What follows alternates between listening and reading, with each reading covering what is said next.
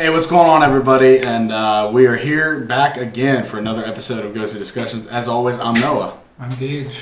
And we've got a really cool one here today. But before we get into that, first of all, if you haven't yet, hit that subscribe button, hit the bell notifications. You guys get updates every time we upload a new video.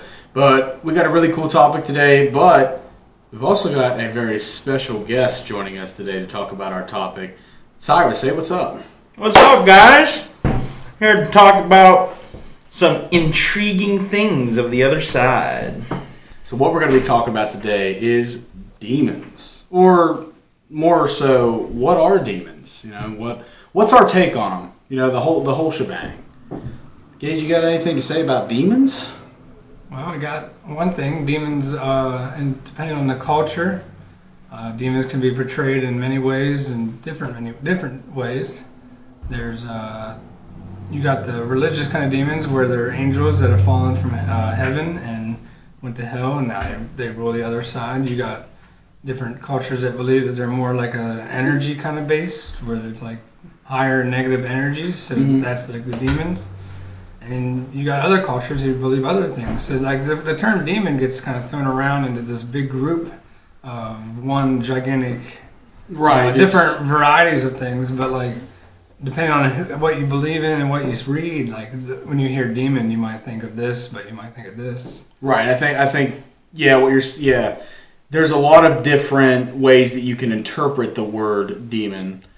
For instance, like I grew up pretty Christian when I was younger and stuff, and their kind of belief is that the demons are basically the fallen angels that followed Satan whenever they were casted out of heaven, and they come down to essentially prey on the mortal people, which is us. And essentially their whole goal is to kind of turn people from the Word of God. And as I've gotten older and I've gotten into some of this paranormal stuff, it's kind of where I think the lines have kind of blurred for me on whether I think that's necessarily true or not. But another really cool perspective is why it's really cool that Cyrus is here with us today, because he kind of is more he's kind of been more following the pagan religion with that. And so I really like to hear what he has to say. Cyrus, what do you have to say about that, man?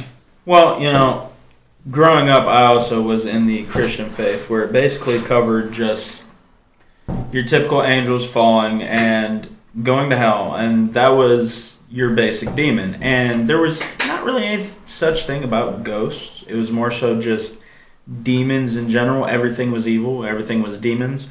But the more I've explored other belief systems, other religions through my path that I'm trying to follow, I've found that Christianity is probably one of the only few, if not the only one. Now, I won't say that for sure because I don't quite know, but it's probably one of the only few that describes demons as any set thing. It's like it's a demon, like a different race or something.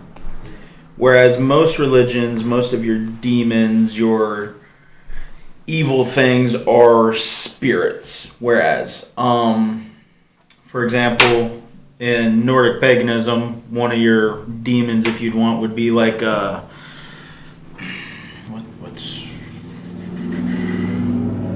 draga, which is basically just a superpowered zombie, pretty much. It's a undead warrior coming back in a bit of a rage, kind of. But they're one of the most deadliest things you're going to face. One of the most deadliest things you would ever deal with if you were to see one. But again, it's a spirit. It's not so much a demon as it is a spirit that has gone bad. Kind of like if you look at the Japanese faith, too. You know, they have their onis. Again, not demons. They call them demons, but they're also just evil spirits that have gone south and grown to such a power that they can come back in more of a physical format. Right. And I think the thing that we tend to see a lot in these different religions or different cultures or everything is kind of like what you were getting on about, like the different energies, which would kind of be like what your spirit essentially is. Like whenever you start trying to look inward and trying to ask yourself like the important questions of the universe, like what is my spirit exactly? What is it that gives me my spark of life? And like you said, like there does seem to be like this very distinct difference between like the positive and the negative energies. So it seems to be that these demons that you encounter are more so with all of these negative emotions and feelings and stuff like that. Ultimately, most of your religions covering demons will mostly, you'll find the term they more use is a evil spirit or spirit gone bad or something like that.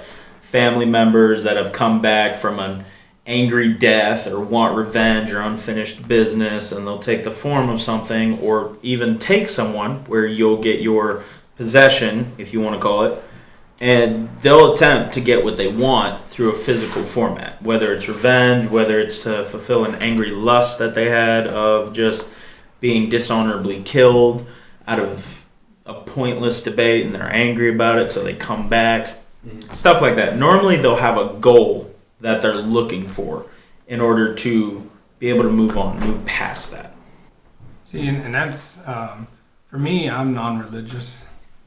I'm more of like an agnostic, but that's how I believe. I don't follow the Christian faith, so I don't really believe in the whole fallen angel. Mm-hmm. I'm more of the type where something that maybe someone before they died was so either negative or evil in their personal life, or maybe the way they died was just, it was a horrific death, or even a combination of both. That amount of energy was able to create something so dark and evil in the afterlife that people would personify them as demons. But I wouldn't really say you might be able to put a term to them, and that term might be demon. Yeah. Right. But you can also say like it's just such an evil spirit that it's able to portray itself as in another form other than what it was when it was alive.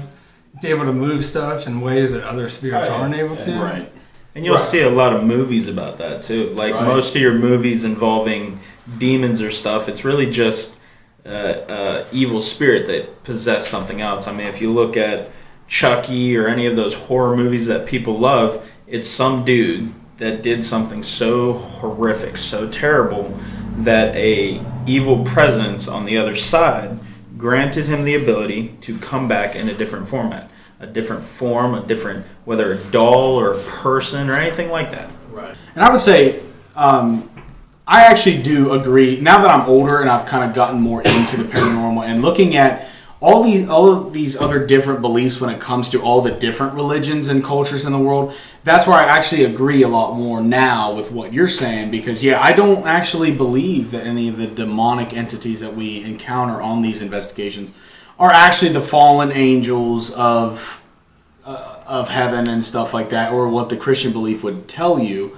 And it's for a multitude of reasons. One of mine is actually, since we're talking about possession, the whole thing with possession has never really made sense for me when I was in the Christian religion, because whenever they talk about demons in the Bible, it's essentially their whole thing is to essentially manipulate people into turning away from God of their free will. Now, yes, you will talk to people that believe in the Christian religion, and they'll tell you that, like, well, demons are definitely there to like cause harm to people, which, I can see that being the truth, but at the same time, the whole point behind Satan and his whole thing with the demons was to actually manipulate you as a person to essentially get you to turn away from God of your own free will. And that was kind of the point. Like, whenever Satan tempted Jesus and everything, he tempted him. He didn't try to possess his body.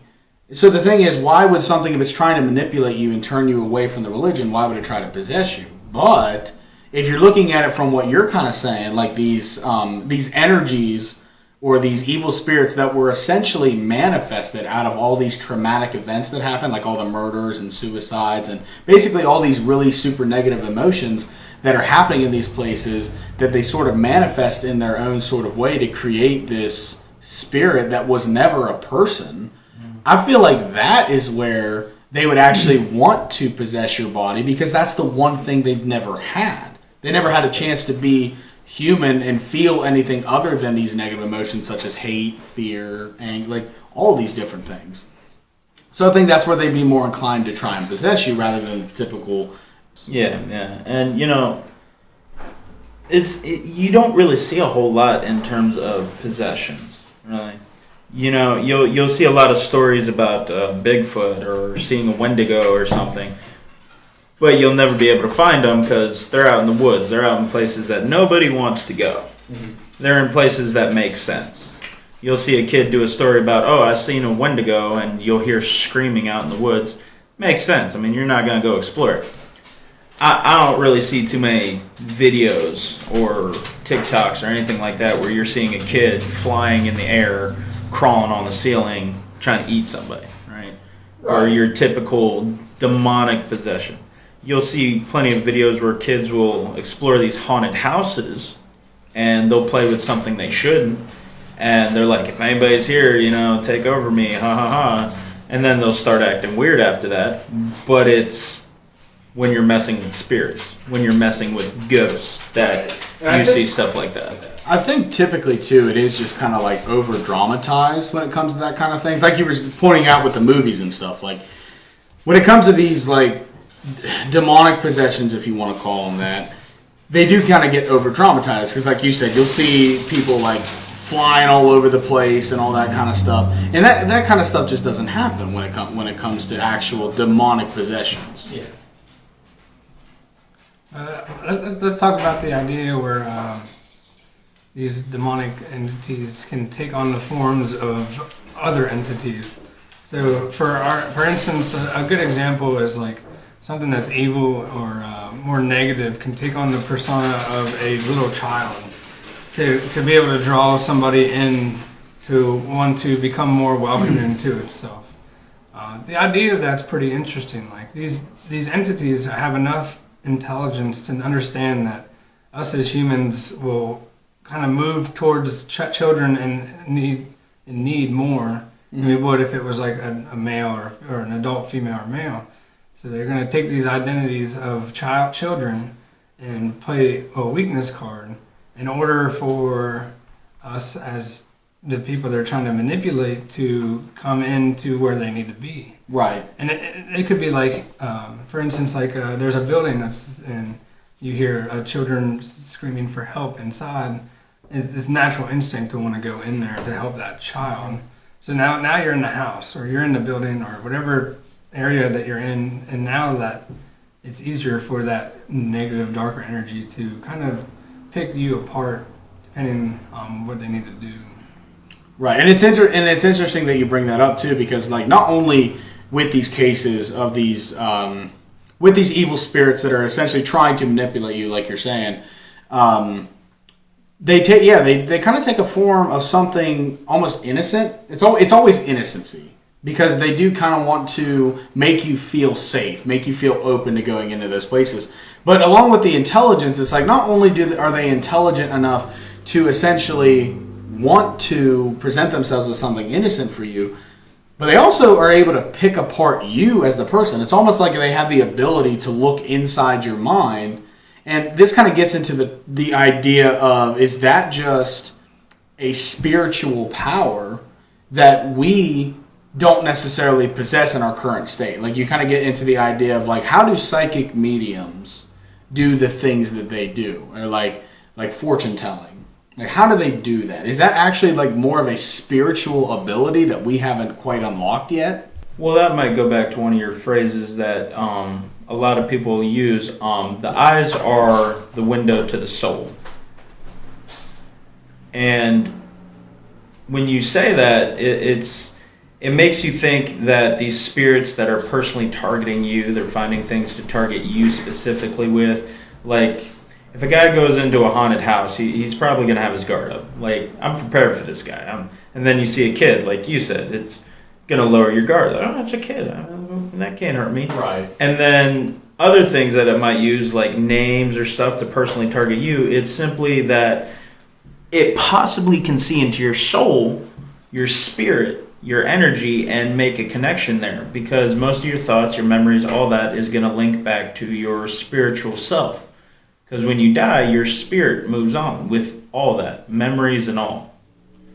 So that's just one of those things where mediums and stuff like that can read your energy of your spirit, can read your memories, your thoughts, your feelings. All of it traces back to your spirit, your soul, your right. It's kind of what you want to call it. It's kind of like the idea that essentially this spirit is the strongest thing that you possess, and that's why a lot of times you'll see the importance that people talk about increasing your spirituality and doing that. But I have a theory on that, and I think you agree with me a little bit on this theory. Mm-hmm. So you have people who believe in spirits and the other side, and you have people who don't, skeptics.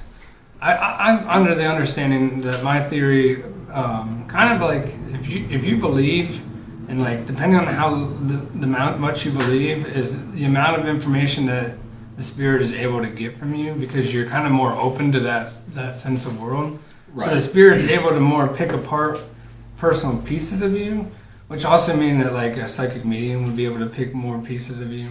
But like if you're a skeptic, you're kind of shut off from that. Mm-hmm. And that's kind of the reason, like it works both ways. Like a spirit might not be able to pick pieces apart from you, and they might know that, so they might not even try to present themselves to you in any form of way. So you might be a skeptic not only just for the fact that you've never seen anything, but also for the fact that nothing has ever shown itself to you. Actually, I think a really good religion that kind of explains what you're talking about a little bit is Hinduism, because like they get into this like spiritualism, as in like, have you ever heard of like chakras? Mm-hmm. And that's kind of like their explanation as far as like basically the spirit is made up of different levels. Like you have different levels of your spirit, and that's where increasing your spirituality unlocks these new levels, and they call those chakras. And you have to do different like forms of meditation or spiritualism, whatever it is, to unlock that chakra. So it kind of sounds, for me, it's kind of like that could be that process to where like the people that are not, they're skeptics, are lower on the level of their spirituality, so they don't have as much open, to where somebody like us that is fully blown, we believe in it, we might have done certain things, spirituality, you might even be born with more spirituality, like that's a possibility as well that gets looked into as well. But I think that's exactly what's happening, is that these people that are skeptics are probably that for the reason that maybe they haven't experienced as much, because their spirituality isn't quite as open. Cyrus, what do you think about that? Well, you know, the way you could think of it is kind of like your spirituality as a toddler, right? You're not going to mess with a little kid because the kid's not going to know enough for you to mess with him. You can't make jokes with little kids because they're not going to get the joke. Or you can't prank them or stuff like that because they're not going to understand it. Same like if you're a skeptic, you don't have that spiritual level where the ghost or the spirit's going to be like, oh, well, he doesn't even believe in me, so if I do something, he's going to just brush it off. That's boring. That's lame. Right. So he's going to go to the people where he knows he can get something out of you. He knows he can push something. Because it comes down to they just want entertainment of some form, or they want some type of a reaction like you would with a narcissist. If you don't give them one, they don't get anything out of it. So most of the time they're going to look for the people where they know they'll get something out of them because they know they believe in them. They can sense it. And the more spiritual you are, the more you research, the more you learn, the more you open yourself, the more you grow. The more you can understand those jokes, you can understand those pranks, and those ghosts can mess with you. Yeah, anything that they do is just going to get instantly sort of like, oh, that was the wind, that was something worldly that caused that. They're not going to be open to the idea that like it was something from a different dimension that we can't necessarily always hear or see, but it's something trying to communicate with us. Something trying to get something out of you. Yeah. I believe like to have that amount of power to understand and being intelligent enough to understand what kind of level of spirituality you are at, or like to understand like this guy understands what I'm going to do, or this guy doesn't believe. So I think that also comes from a higher amount of energy. It would take a lot of energy to be able to understand that. So like your typical residual energy might not, it even has no effect on that, because like they're residual, so they're not intelligent at all. They're just reliving pieces of their lives through in this other side. I always looked at it kind of like echoes of a memory. Yeah, residual energy usually, typically, like you have like it's normally footsteps or a banging, maybe like a disembodied voice. It's just going to be replaying the same thing over and over again. Typically, it's always happening the same exact way. Yeah, type. I don't believe that kind of energy would have any association with whether or not, what level of spirituality you're at. because there's going to be, but at a skeptic level, it's going to be small things that it's like, yeah, that's just the wind. That's just they can naturally move that off. I think that's what's so interesting about this idea of these evil spirits, and it's why as soon as you encounter something, whenever you talk to somebody that's religious, it's why it's automatically a demon, because it's kind of like that idea that anything that powerful is going to be this grand thing. But if you also look at it, like, look at negative emotions. Like, whenever you get angry or you're sad, that emotion in yourself is so powerful, and it just overcomes you all the time. And then you try to think of it in the terms of that energy level just from that emotion, and times that by 100 because of all the history that happens in these locations, like with all these murders and suicide. And you take all of that energy and you sort of combine that to create this thing that would be super powerful. Like it would be so much more powerful. And you can also maybe even like for places that I don't think the entity is necessarily these demonic entities or evil spirits. Like, take somebody that might have been a witch, for instance. Definitely. That's one of those things that you get a stronger presence out of. Right, because like if you think about people that were witches, whenever they were alive, they practiced a lot of these like witchcraft, spiritualistic rituals and stuff. That's essentially what a lot of different religions know as magic. That's going to create a lot of different spirituality energy. And so basically the way that I look at it is the more that you do in your life to increase your spirituality or your energy level, whenever you die, energy is not created or destroyed, it just transforms. So therefore that energy just doesn't dissipate. It transforms now into that energy form, and the more that you're powerful with your spirituality in life, the more that you're going to be powerful whenever you die. So in the case of these like witches, that's where I think, they would, whenever they die, they'd definitely be a lot stronger energy than maybe Sally that died in a house fire, I mean, it might be a crispy death still. But going on to the witches, that's definitely one of your spirits that's going to be more powerful, more likely to mess with you and touch things on the side, because chances are, if they died and they're that powerful, they were messing with the more darker magic aspect of things, which is more contractual, making contracts, making deals. I'll give you this for this, that for this. Mm-hmm. And by doing that so often with the other side, whether you do it the right way or the wrong way, each time you're giving yourself a little bit over to that side. It's like making small transfers. Whether it's correct or incorrect, what you're eventually doing is you're putting yourself over there. So when you do eventually die, you're all over there. Like, you've already got pieces of you over there through the contracts and deals that you made. Blood pacts, sacrifices, things like that. Right. It's kind of like this idea that whenever you get into the talk of magic, that it's kind of like give and take. To get something, you got to give something. And you're essentially, you're investing into your energies on that side. Right. Which is really interesting. So another thing that I've always kind of wondered, especially when this is kind of more of like a cryptic, maybe, I don't know, but like skinwalkers. That'd be a cryptic. Well, because I feel like in some religions, like they're known as an evil spirit. So again, when we talk about these different energy levels, is that because the skinwalkers are weird, because on one end people are like it's definitely a spirit, but it has almost the ability to take physical form. And the skinwalkers are mainly coming from like Native American culture and stuff, but they did practice a lot of spirituality and a lot of, what's the word I'm looking for? Sacrifices, stuff like that. So you ask the question, basically, is that part of that process? Like, essentially, do any of these evil spirits have the ability to essentially take physical form if they reach a high enough energy level? And is that part of why they try to reach such a high energy level, from taking energy from all these people that come and see them and stuff like that? They're essentially stealing energy to reach that higher form, because like we said again, like one way is maybe through possession, essentially forcing you out of your body to take over you, but as the alternative method, essentially trying to figure out a way to take physical form and mimic other things. Trying to come back, again, that's one of those things, powerful emotions leads to powerful spirits. A lot of your Indian burial grounds and stuff, you'll find your more powerful foes, whereas throughout history, a lot of people say that they were wrongfully done.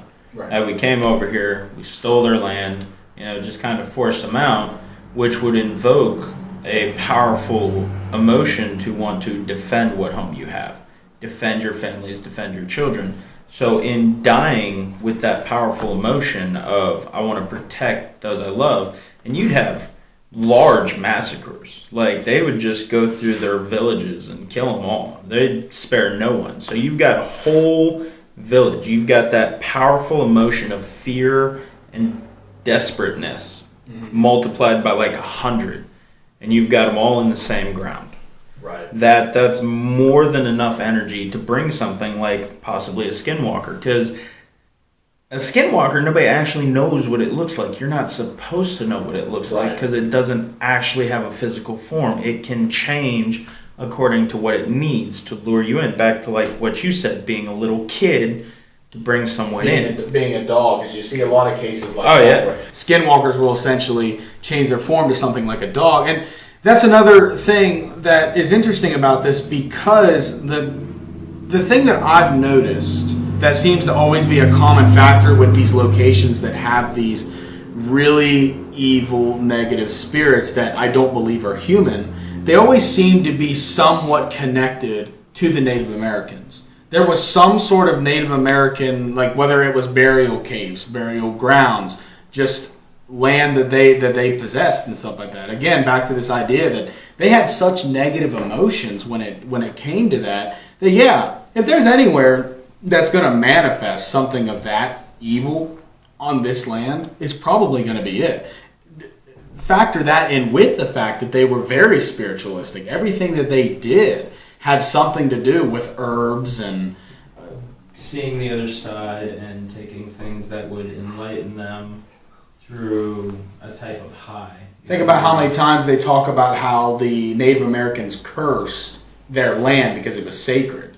And you can't blame them either. It's not so much an evil spirit, more so as a spirit just trying to defend what it has. I mean, right, exactly. And that's kind of where, is that possibly why these evil spirits, they seem to be bound to that area. Like, they don't down, kind of like a guard dog. Right. In the backyard. Which is interesting to me too about the whole idea with like portals, because you hear a lot about how like these things there's the idea that they travel through portals, and so you start to wonder if that is their only way of moving around. Like, what is it about the portals essentially that allows them to move around if they are bound? Or that could probably be a whole new episode then. Honestly, like the whole thing with portals, like that's such a deep conversation. There's no point in getting into it now. It's such a deep conversation about it, but Cyrus, do you have anything left to say about demons, or what are they? No, I think I've gotten a good bit out. I think we've covered a lot of bases. We don't want to go jumping down any more rabbit holes. Well, you'll end up down a lot of rabbit holes. There's a lot of paranormal. There's a lot of rabbit holes. We don't wander too many holes as it is. We don't need to go down any more rabbit holes. We already ended up on cryptics with. Exactly. But I think the other thing too that's really cool about this subject, especially, is that as we continue to go on more investigations and kind of encounter these things a little bit more, get a little bit more in field testing some of these ideas that we have, that's where we might be able to come back later at another point and be like, okay, so this is what we said last time, and this is what I think. We're just going to cover this more. For you guys that we're like, hey, wait, I want to hear something on that. Kind of a jerk to cut me off there. I'm actually really interested next time that we go on an investigation and we encounter something like this to ask these very questions, to try and get a little bit more behind the curtain a little bit. Which, real quick, I do want to say one point I kind of forgot to bring up with it is I think it's interesting though, like any time that you bring up with these demonic figures, you do bring up like prayer or the Bible or Jesus or anything like that, and they still react. Now, I don't think this is because it's the demons, but I think it's more tied to like this positive energy idea. I think that anything like that that's essentially given this positive reaction, it's almost like that's how they're going to basically hate that. It also depends on your tone too, because there have been videos or times you'll see people reading prayers or stuff to ghosts, nothing happens. Right. But you're just sitting there, you're like, oh, it's like, am I supposed to be affected by this? It also could just be a show. They could be faking that it's harming them, or that's Very well. Kind of they're getting pissed right. off at the idea just so it gets a reaction. Reaction out of you. That's a good. Because that's a good point. Yeah, it wants a reaction out of you. Right. So if it knows that it can get a reaction this way, it might just possibly be doing that to gain a reaction. So I think taking this sort of approach is going to be really beneficial next time we go out in the field and we do communicate with something like this. Right. Essentially with that in our back pocket, like having the idea that like just because we got a reaction out of it when we do stuff like this doesn't necessarily mean it's 100% a demon. It's like, let's fold back the curtain a little bit. Let's see what's really going on. Well, that's where you'll want to not only just test the curtain on demons, but maybe bring another religion or two and try that instead of like reading the Bible. Like bring something from a Japanese culture believed to banish Onis or something. Try that. See if you get a reaction out of that. If you do, that's when you kind of get to the point of, okay, maybe they're just trying to give me a reaction, so I'll stick around. Right. It's not only responding to one particular thing. Right. I think our next investigation where we'll be able to get any form of answers will be at Madison Seminary. Because there is a known spirit there that is said to manipulate people by playing the part of a little girl named Sarah. So we're going to have a very deep conversation with Sarah. We're going to find out what Sarah's all about. So we'll figure that out. Once we get done filming that, I'll try to get the video out soon. It should be out by the end of the year. We're going back to Fairfield County Infirmary before that, so that video will be out before the end of the year. Make sure to check out both of those. If you like what you see, we'll be doing this weekly. Please leave it in the comments what you want us to discuss, what you want us to talk about, so we can come out with more ideas, so we can sit here and talk to you guys even more. Absolutely. From here going on, now we're going to kind of like more focus on the Belmont Paranormal Society as the group, kind of like the entire, so you guys will get to see new faces, new ideas, stuff like that. You kind of get to see us more as the entire group rather than just us two, which we figured will probably be a lot better for you guys in the viewing pleasures. But yeah, let us know in the comment section what you guys want to see. We can't wait to join you guys again for our next conversation, and can't wait to get back out in the field and test some of these ideas that we have here. But until then, stay ghostly.